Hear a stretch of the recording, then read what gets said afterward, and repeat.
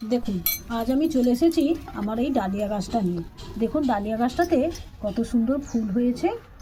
আর এই ফুলটা তো কিছুদিন পর শুকিয়ে যাবে, তারপর একটা একটা তো ফুল দেবে। সেই জন্য গাছটাতে একটু খাবার দেব, যাতে গাছটাতে এখনও আমি বেশ কিছুদিন ফুল পেতে পারি। তো আসুন কি খাবার দেব তোমাদের সাথে শেয়ার করি। তার আগে মাটিটাকে একটু জাস্ট আলগা করে নিই।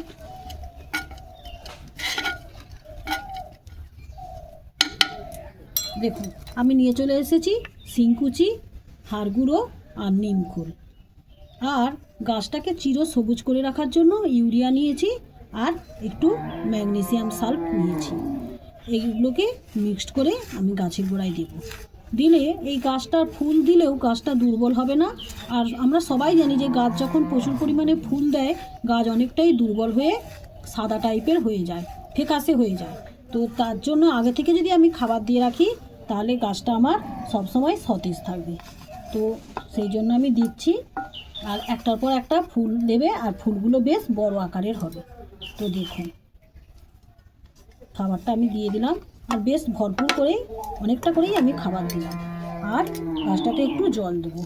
আর এই ডালিয়া গাছ জানেন, সর্ষের খোল, পচানো খোল জল প্রচুর পছন্দ করে খেতে। আর আমি এতে সর্ষে পচানো খোল জলই দিই। তো আজ আমি একটু আলাদা ধরনের খাবার এদেরকে দিলাম। আর এরা এতটা পরিমাণ সর্ষে পচানো খোল জল খায়, ধারণার বাইরে। যত সর্ষে পচানো খোল জল দেবে সপ্তাহে সপ্তাহে, তত ডালিয়া গাছের গ্রোথ হবে।